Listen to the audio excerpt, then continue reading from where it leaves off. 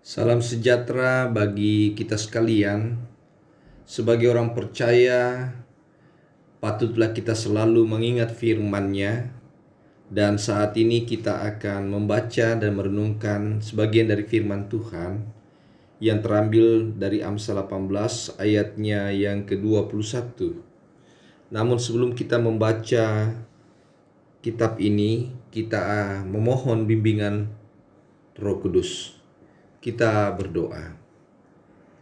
Ya Roh Kudus, bimbinglah kami di dalam kami membaca, di dalam kami merenungkan sebagian dari kitab Tuhan. Ajarkan kami dengan sungguh-sungguh untuk mengerti dengan baik, dan ajarkan kami juga memberlakukan dengan setia setiap ketetapan-ketetapan Tuhan dalam hidup kami. Terpujilah namamu ya Tuhan. Amin. Saudaraku, Amsal 18 ayatnya yang ke-21 berkata buat kita semuanya. Hidup dan mati dikuasai lidah. Siapa suka menggemakannya akan memakan buahnya. Sekali lagi, hidup dan mati dikuasai lidah. Siapa suka menggemakannya akan memakan buahnya. Saudaraku yang dikasihi oleh Tuhan Yesus Kristus, saya percaya bahwa saudara dan saya senang di dalam berkata-kata, senang di dalam berbicara, dan saya juga percaya bahwa kita sering menikmati sajian-sajian makanan maupun minuman dalam setiap kehidupan kita. Dan tentunya kita bisa melakukan semua itu dan kita bisa menikmati itu karena satu kata, lidah. Saudaraku, fungsi dari lidah selain dia dapat mengecap rasa, juga dia membantu mulut kita dalam mengucapkan sesuatu. Tanpa lidah, kita tidak dapat merasakan kenikmatan makanan dan minuman. Tanpa lidah juga, kita akan kesulitan untuk mengucapkan sesuatu yang ada di pikiran kita atau apa yang hendak kita sampaikan. Tapi tahukah saudara, walaupun lidah itu sangat penting dalam kehidupan kita, dia juga bisa membahayakan akan setiap kehidupan kita jika kita menggunakan lidah kita dengan sesuatu yang tidak baik, sesuatu yang tidak benar tersampaikan kepada seseorang, baik dalam lingkup yang kecil maupun dalam lingkup yang besar. Saya katakan demikian saudaraku, bahwa peranan lidah tentunya sangat bermanfaat bagi kehidupan kita jika lidah dapat dikontrol dengan baik. Bahaya dari lidah itu dapat menghanguskan. Dia dapat membakar apa saja yang ditemukan jika itu disalahgunakan. Seperti yang disampaikan dalam Yakobus pasalnya yang ketiga, ayatnya yang ke-5b dikatakan, lihatlah betapapun kecilnya api, ia dapat membakar hutan yang besar. Lidah memang kecil, tetapi jika dia dipakai untuk mengucapkan kata-kata yang meremehkan, kata-kata yang digemakan, mengandung unsur fitnah, unsur kejahatan, dia akan dapat merusak semua tatanan kehidupan. Nah, itulah mengapa juga ditekankan dalam Yakobus pasal 3 ayatnya yang ke-9, dengan lidah kita memuji Tuhan Bapa kita, dan dengan lidah kita mengutuk manusia yang diciptakan menurut rupa Allah. Senada yang dikatakan dalam bacaan kita, hidup dan mati dikuasai lidah. Saudaraku, ketika lidah dipergunakan dengan kata-kata yang baik, kata-kata yang sehat, itu memberikan dampak hidup yang baik bagi perjalanan diri kita sendiri. Tetapi jika lidah kita memperkatakan kata-kata yang tidak baik, tentunya akan juga merusak akan perjalanan kehidupan kita. Nah, saudara-saudaraku yang dikasihi Tuhan, ada 3 alasan mengapa lidah patut dijaga. Yang pertama adalah bahwa perkataan Anda adalah benih yang ditaburkan dan akan berbuah mengikuti Anda.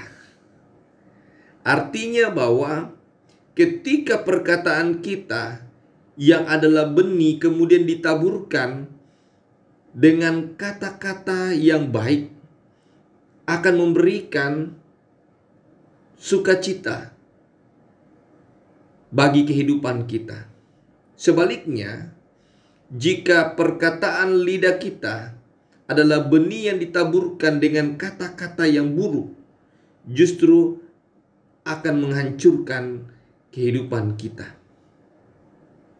Saudara dapat membacanya di dalam Amsal pasalnya yang ke-13 ayatnya yang kedua. Dari buah mulutnya seseorang akan makan yang baik.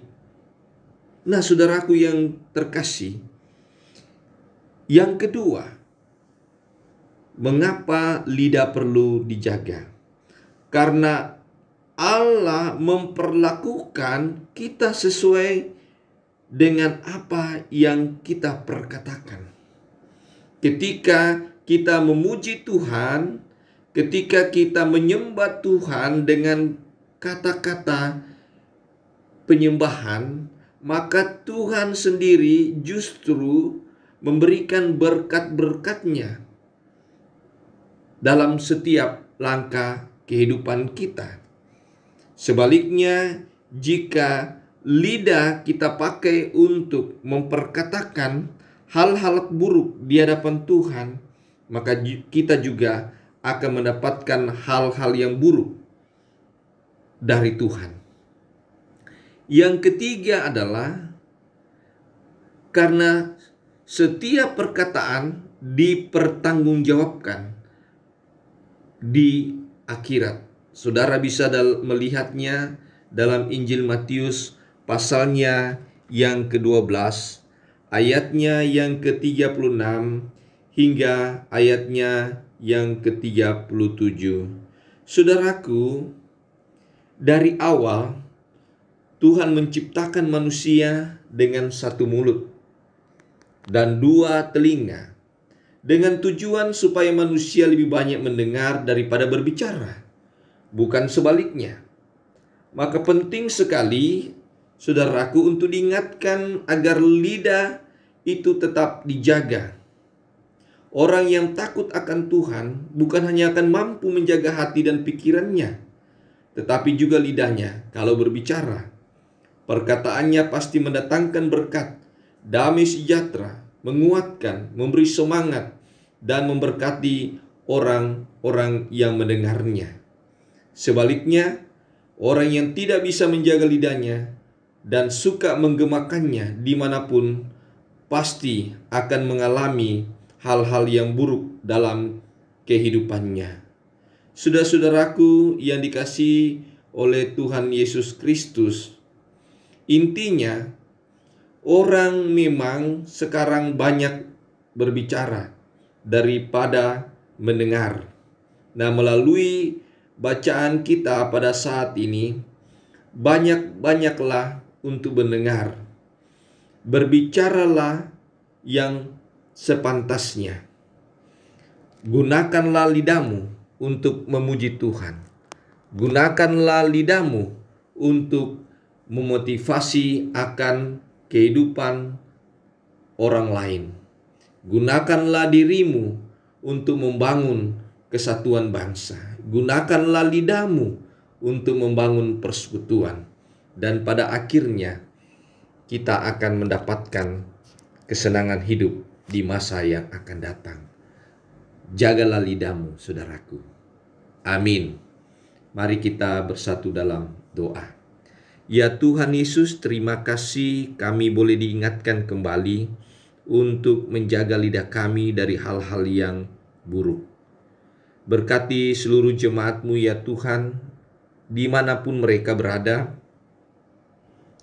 Biarlah Engkau selalu menolong menjaga mereka. Ajarkan mereka mengandalkan Tuhan dan berkati hidup mereka semua. Ketika mereka sakit, Tuhan sembuhkan. Ketika mereka bergumul, Tuhan topang. Ketika mereka bersuka cita, ajarkan mereka untuk bersyukur kepadamu. Memberkati semua mereka yang melayani-Mu, baik sebagai diaken penatua, baik sebagai hamba-hamba Tuhan, baik sebagai unit-unit misioner, karyawan koster, tim multimedia, dan juga kehadiran vikaris. Ajarkan mereka setia melayani-Mu dengan sungguh-sungguh. Berkati hidup mereka. Para pelayan firman dan sakramen di jajaran GPIB, dimanapun mereka berada. Khususnya hamba-Mu bersama keluarga yang Tuhan hadirkan di jemaat-Mu. Berikan kami kekuatan dan kesehatan untuk setia melayani-Mu. Berkati Pendeta David, Pendeta Sony, dan keluarga yang juga membantu melayani di jemaat Tuhan di Immanuel Supratman. Berkati seluruh keberadaan gereja Tuhan di muka bumi ini. Khususnya gereja-Mu GPIB terlebih Immanuel Supratman. Tuhan sempurnakan semua kegiatan dalam penggunaan media teknologi. Memberkati Majelis Sinode GPIB, Mupel GPIB, agar semuanya berkoordinasi dengan baik. Memberkati bangsa dan negara ini lewat pemerintah di pusat maupun daerah, TNI Kepolisian, khususnya pemerintah di Nusa Tenggara Barat, agar mengelola negara dengan baik dan bergandengan tangan di dalam mengatasi COVID-19. Tuhan sempurnakan temuan-temuan vaksin. Biarlah dalam fase uji ketiga semua sempurna oleh karena kemurahan-Mu, dan badai corona dapat berlalu di muka bumi ini. Kami mendoakan petugas-petugas medis, biarlah mereka diberikan kesabaran, berikan kekuatan, kesehatan prima di dalam merawat para pasien, khususnya pasien COVID-19. Terima kasih Tuhan, kami serahkan kehidupan kami hari lepas hari hanya ke dalam kasih setia Tuhan yang selalu menolong kami dan mengajarkan kami doa Bapa kami. Bapa kami yang di sorga, dikuduskanlah nama-Mu, datanglah kerajaan-Mu, jadilah kehendak-Mu di bumi seperti di sorga. Berikanlah kami pada hari ini makanan kami yang secukupnya, dan ampunilah kami akan kesalahan kami, seperti kami juga mengampuni orang yang bersalah kepada kami. Dan janganlah membawa kami ke dalam pencobaan, tetapi lepaskanlah kami daripada yang jahat, karena Engkau-lah yang punya kerajaan dan kuasa dan kemuliaan sampai selama-lamanya. Amin.